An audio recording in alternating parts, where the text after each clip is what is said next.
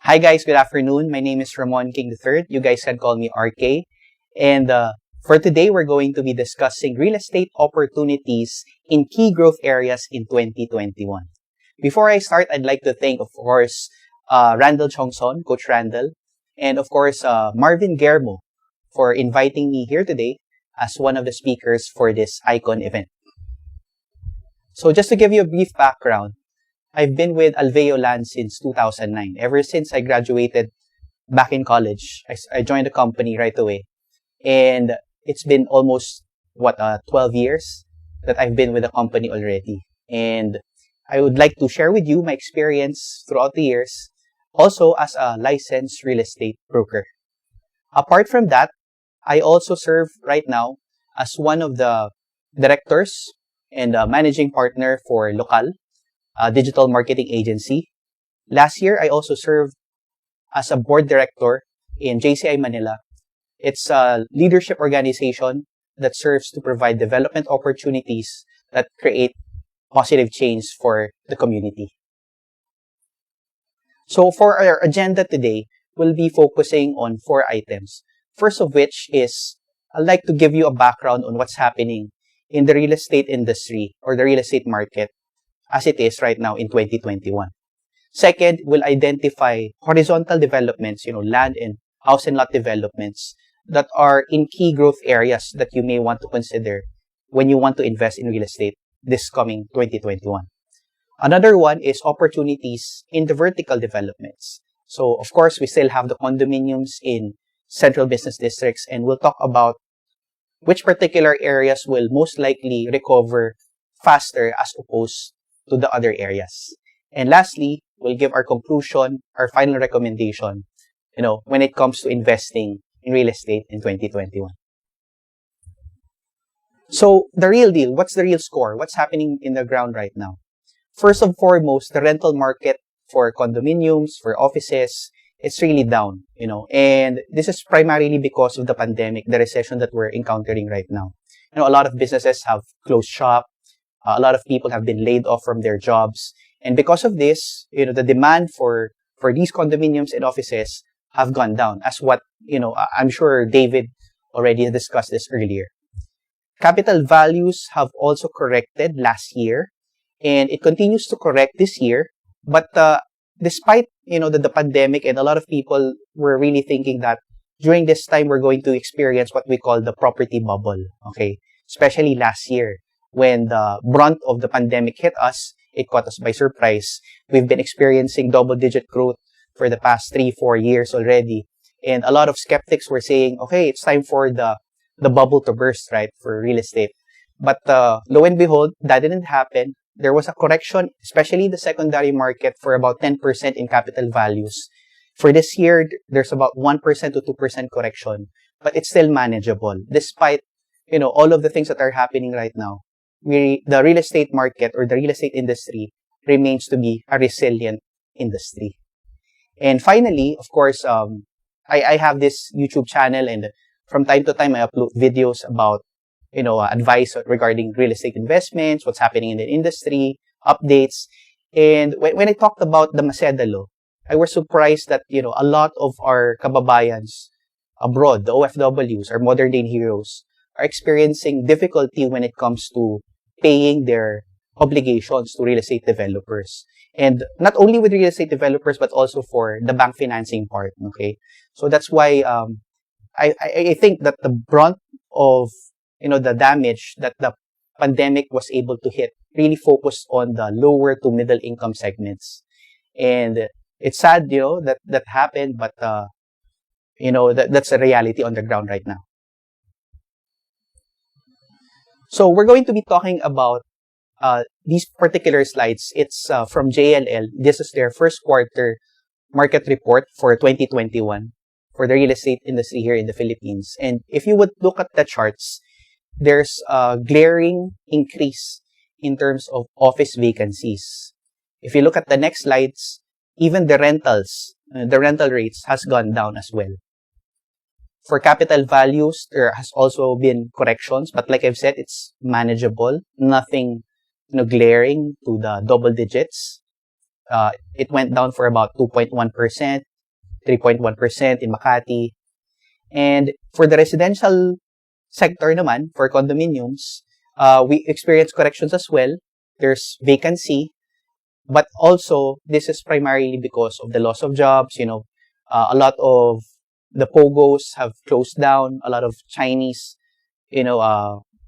workers that used to be here in the earlier part of 2020 and 2019, working in these different POGOs, were repatriated back to China. And they weren't able to come back again. So we really experienced a lot of, vacancies because of that.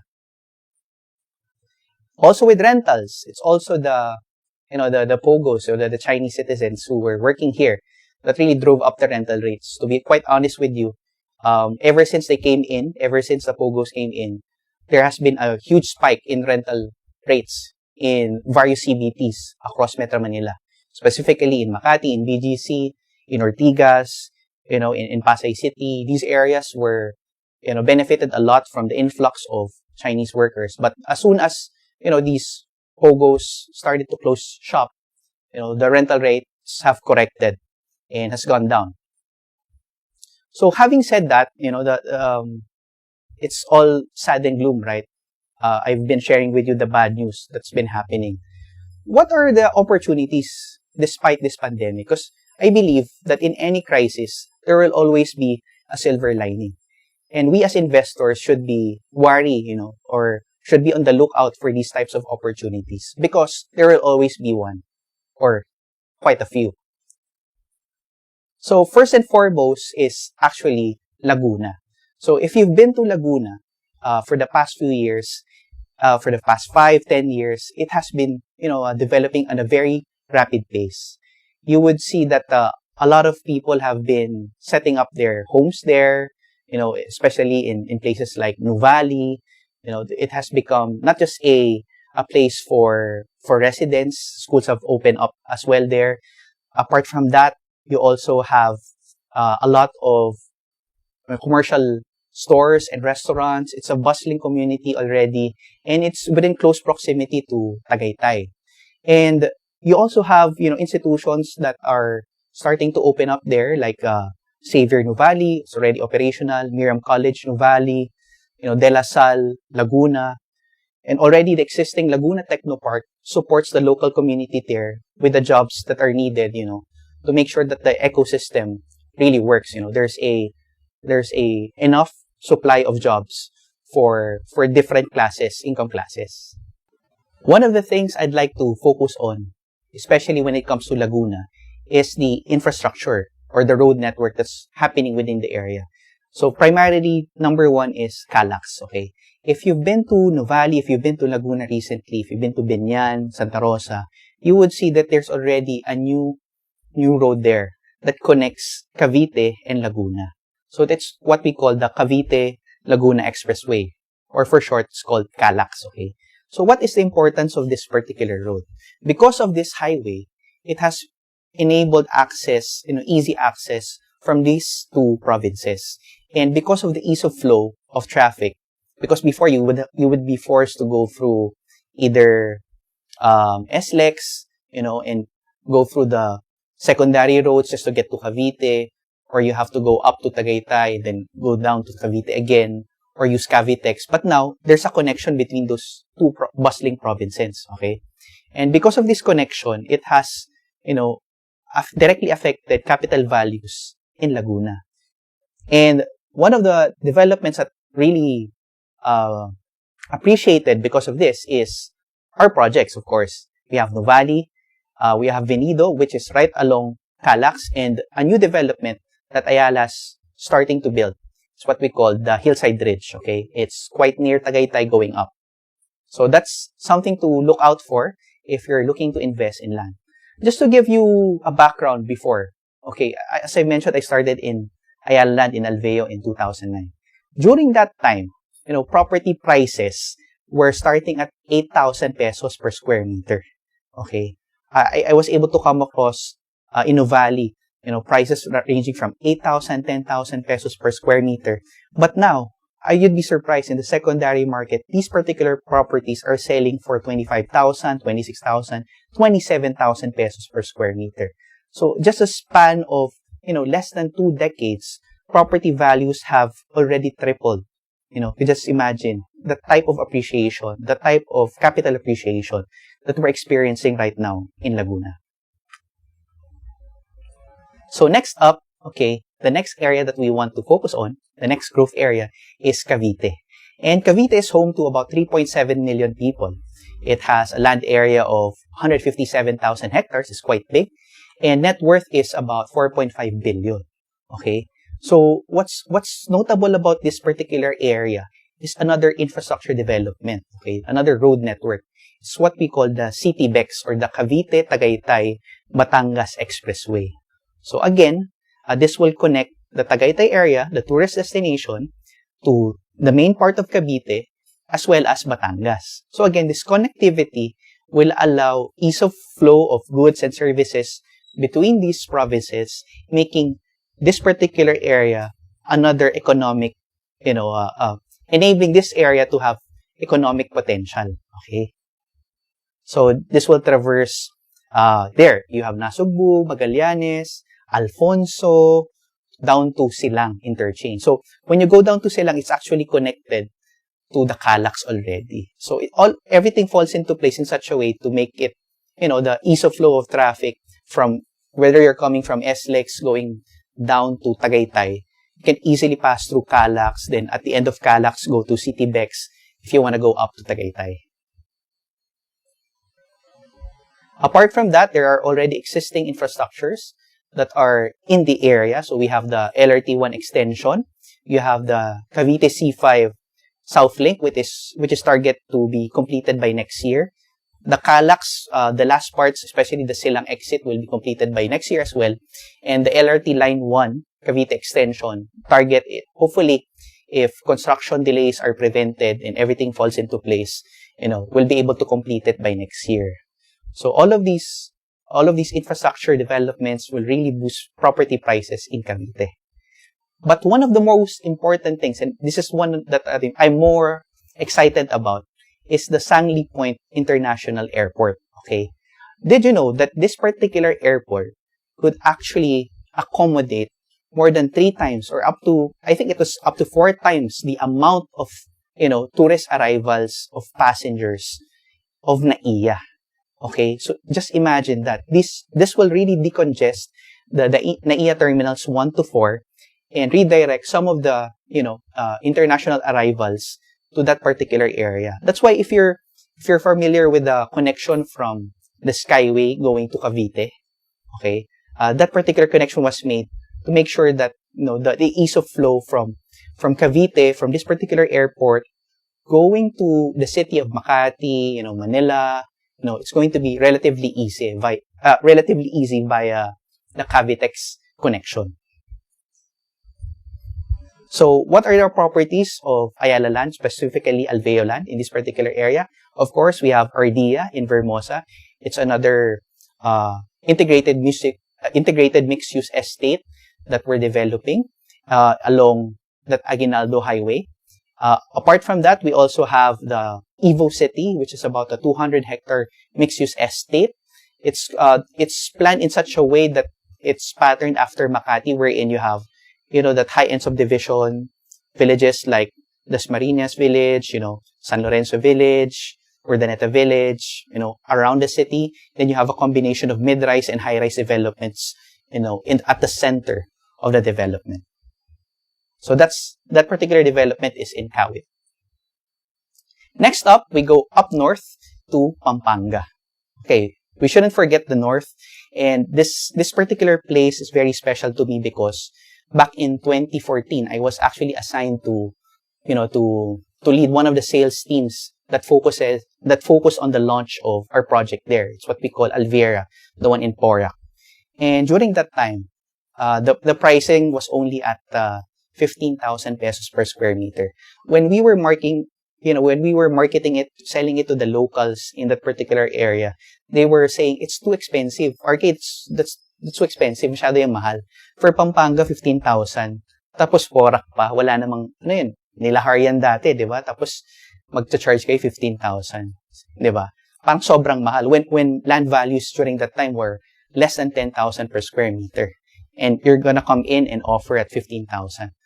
Lo and behold, okay, because of the developments that are now sprouting within the area, you have New Clark City, you already have the Clark Airport there, okay, you have San Fernando emerging as the financial district of Pampanga. Of course, you have Angeles, as the city center where all the retail, shopping, and a lot of schools are located. And you have that access via SCTEX and NLEX that also connects to Subic, okay, where there's another free port aside from the Clark Freeport Zone. So, because of this, very strategic location, wherein Pampanga is really in Central Luzon, at the heart of Central Luzon, it gives that, that sweet spot that enables it to progress further.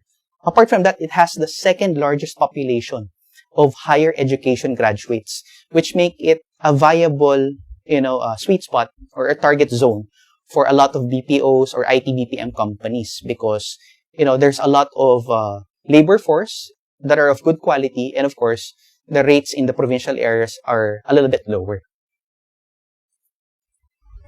So this is the developments. If you go to Alviera right now, into Porac, Pampanga, before 2015, as I've told you, it was only 15,000 when we were selling. But now, you go there, ask an agent there how much we're selling it. It's already at what? 27,000 per square meter. In just a span of 5-6 years, the property values have gone so high. And I believe, with the addition of New Clark City, as the BCDA starts to develop it with other private companies, in conjunction with the development of Ayala Land in Alviera, okay, this particular zone, this particular province of Pampanga will really see a lot of capital potential in the future. So what is our project there? We already successfully launched 2 ones. First one was Montala, the second one was Greenways. It's all sold out. Earlier this year, despite the pandemic, we launched another phase. It's called Curvia.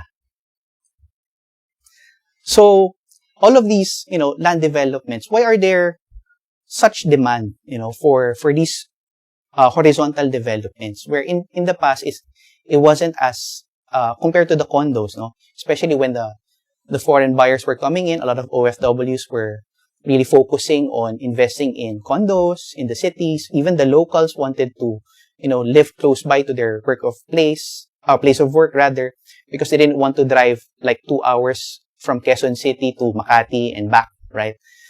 So, but now, there's a real demand for these huge spaces, open spaces, wherein you can build your own house, or there's already a house and lot established there, that's far from the metro, far from the density. Because of the pandemic, people have been realizing, okay, we need the space. If we're living in a condo, we're cramped into that tight space, and I'm with my family, okay, and we're stuck there for a longer period of time. We really can't enjoy a lot of things, right? Because you're glued there, especially if there's a lockdown. You're not allowed to go out. What can you do, right? Unlike if you have a big house, you have all these amenities, okay, you have those all wide open spaces, you're a little bit isolated from the crowd, but again, you have the luxury of space and greeneries, then you'll have a little bit of sanity to work with, right? So this is the reason why demand for residential lots, these horizontal developments, have been increasing despite the pandemic.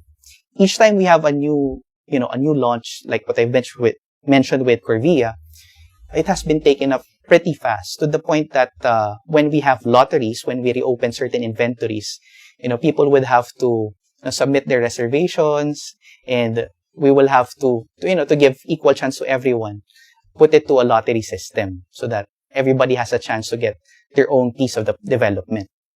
So this particular slide that I'm showing you right now shows the track record of horizontal developments, horizontal subdivisions throughout the test of time. We're focusing on Makati developments here. So in the 1960s, as you would see, Dasmariñas Village was only priced at 88 pesos per square meter. Imagine that. And in 2014, it was already priced at 200,000. Now you ask me how much is it per square meter at this point in time? you would be lucky to find something at what, 400,000, 500,000 per square meter already. So that's how ridiculous prices have gone up throughout the years. And if you look at the CAGR, the compounded annual growth rate, it never falls down to 10%, below 10%. In fact, the average is about 16%, 18%, 13%. And mind you, this is compounded. So your returns are exponential. Okay?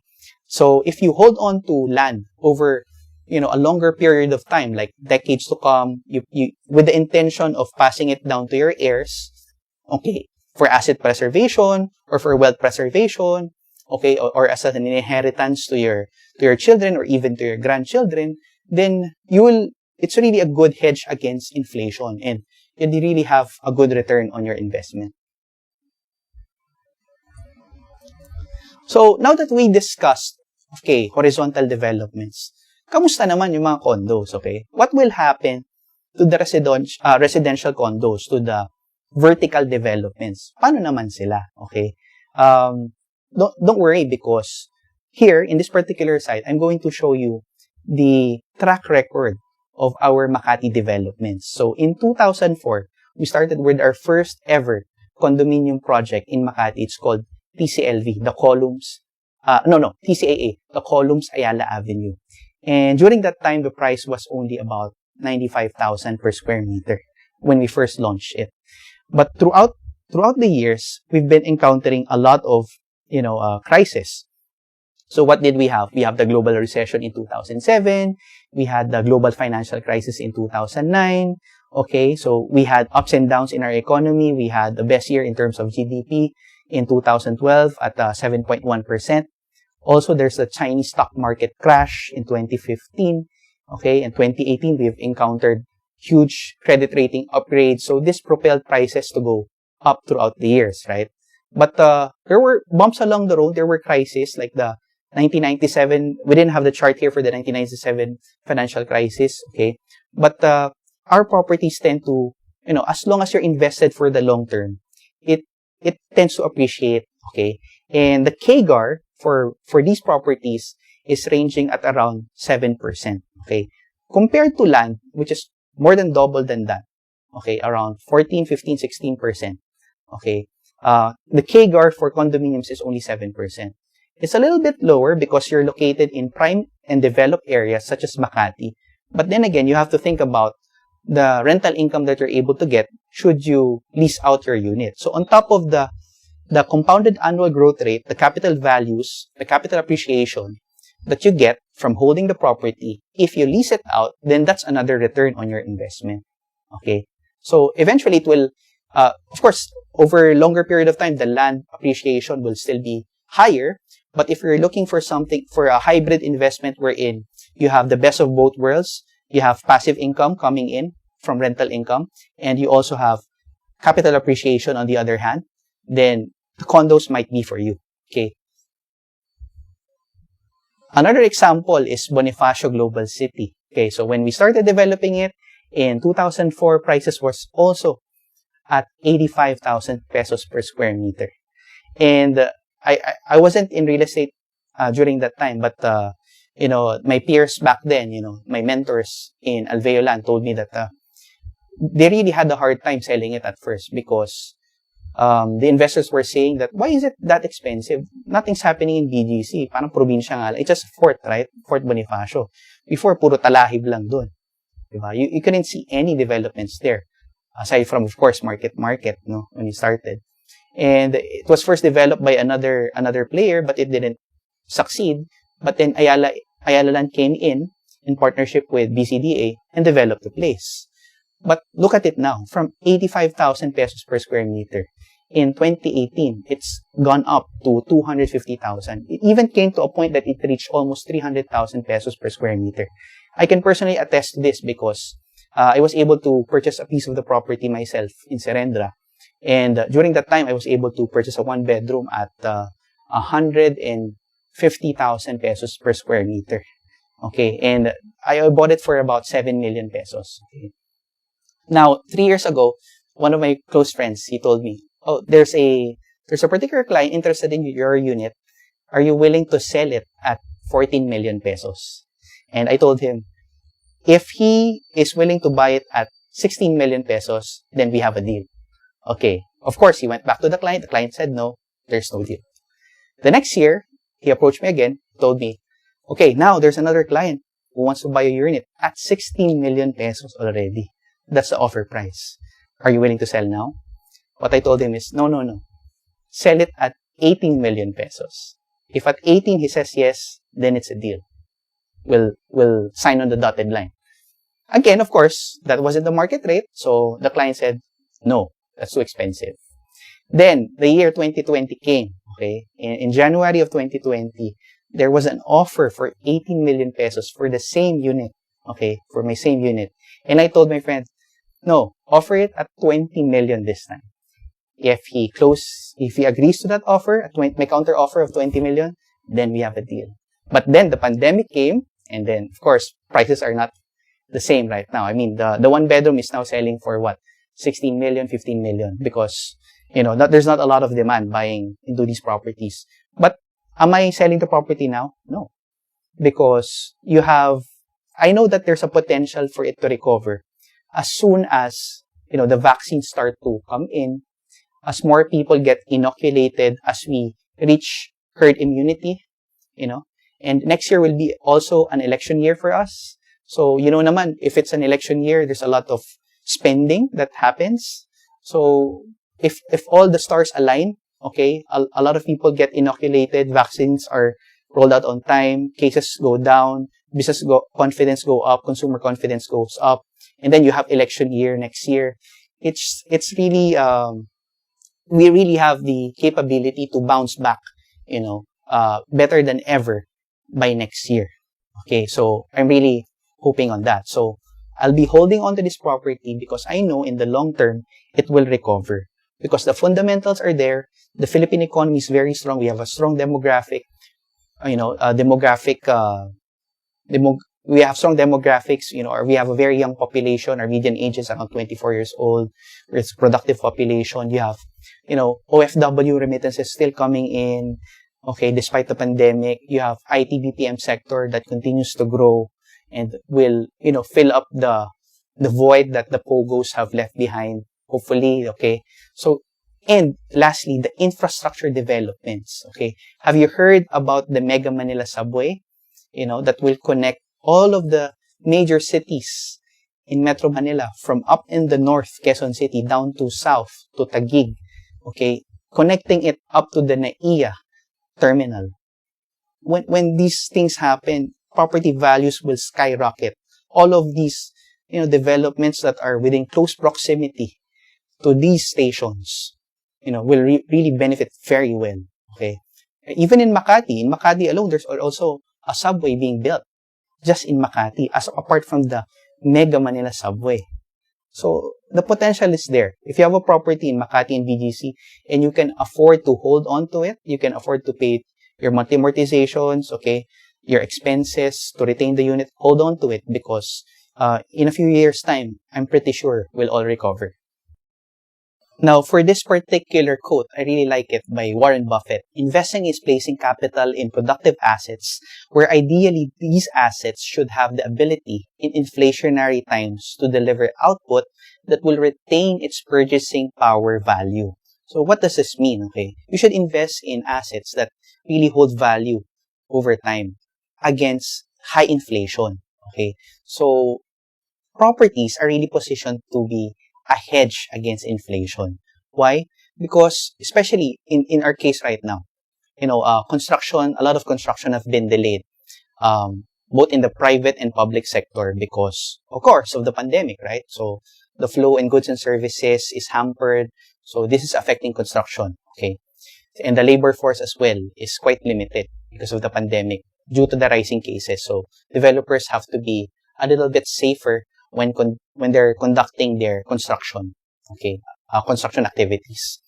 And because of this, the cost of producing a condominium now compared to 2 years before we had the pandemic is more expensive, okay? So if the costs have increased and developers will maintain the price, they would tend to what? Lose profit, lose margin, right? There's only so much that they can hold. Eventually, they would have to increase prices. So this is what we call a cost push inflation. Okay? And properties, whether we like it or not, will be a hedge against inflation.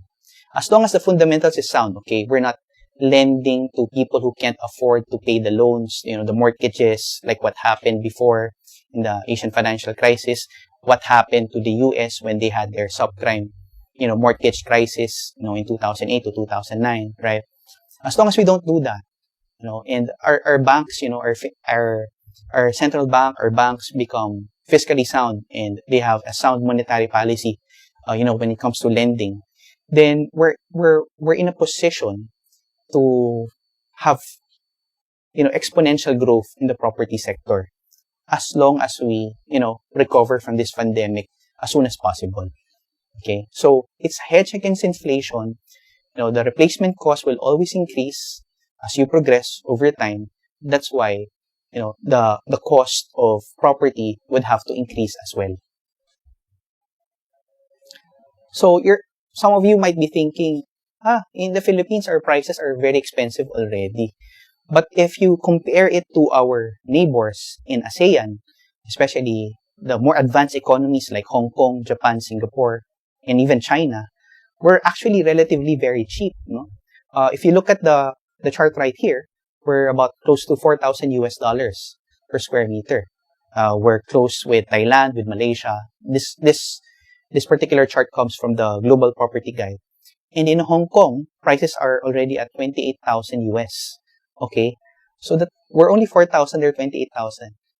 When we did roadshows in Hong Kong a few years back, I was surprised to find out that one parking slot in Central, in the Prime CBD, is tantamount to a studio unit in BGC already. So that's how ridiculously high prices are in Hong Kong.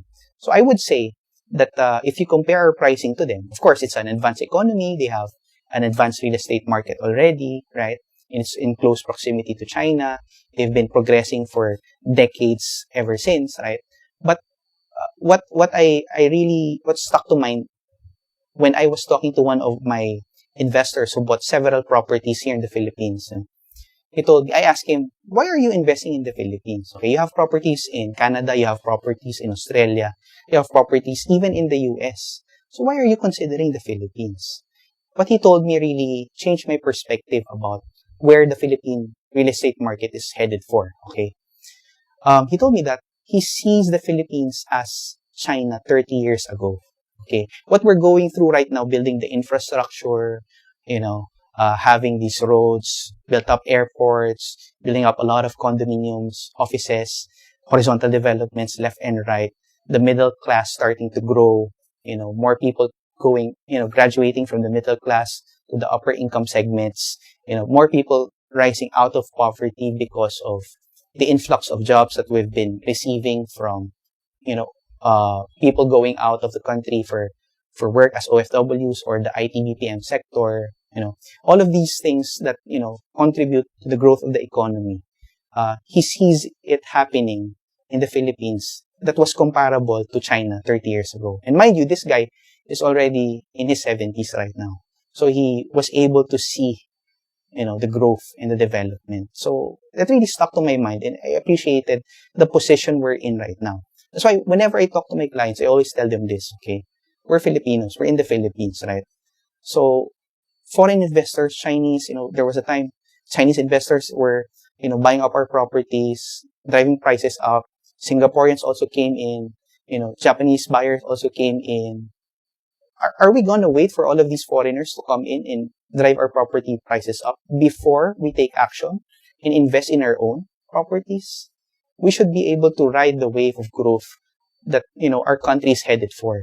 HSBC have mentioned time and time and again that, the Philippines in 30 years by 2050 will be one of the top 20, global economies in the world. Okay. They won't say that, if they don't have the numbers to back it up. They see the demographics, they see the potential, the macro fundamentals of the country is very strong. Okay. We just need to come together as a country in consonance with the government, right? To be able to move things a little bit faster. So another quote that I'm really, interested in is buy land, they're not making it anymore. So it's true. The law of supply and demand. We have limited supply of land. So population grows at a rate of 1.2%, 1.3% every year in the Philippines. So eventually, we'll run out of land. So that will drive property prices to go up. Investing is how we break the cycle of poverty without breaking our backs. No, I don't know who mentioned this, but I come across this in the internet, while I was making my slides earlier today. And it really drove a point to me, And this is very true. So you need to invest and not really work for life, okay? You invest in property, you invest in stocks, you invest in cryptocurrency. Make sure you're diversified, you know what you're getting into, and make money work for you. So you don't have to work forever. Don't wait to buy land. Buy land and wait, by Will Rogers. Okay, this is also very true. If you've been, waiting for the right time to invest, and then you realize, tumaas na naman, mahal na ngayon. Last 3 years ago, magkano lang yan, di ba? 5 years ago, nung ino-offer sa akin ng ahente, ganito lang yung presyo ngayon, mahal na. Kakaantay mo, tumataas ng tumataas.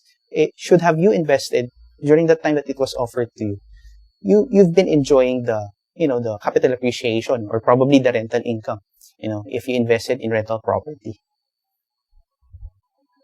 So, as I mentioned earlier, I'm active in social media as well. We have our IG, we also have Facebook, TikTok, YouTube. TikTok medyo bago pa lang, no? But I try to share as many information, updates about real estate and personal finance. And we also have a podcast in Spotify and our own website at www.propertyking.ph. So if you'd like to book a free consultation with us, or you want to request for presentations, access to events, newsletters, or if you want to try out a career in Alveo Land, send an email to us, down to suzytaniedo@alveosales.com.ph or my personal, corporate email. So with that, thank you so much for listening. I hope you were able to learn a lot. I hope I was able to shed light on the areas of opportunity in the real estate market right now. And with that, thank you, and let's all grow wealthy together. Thank you, guys.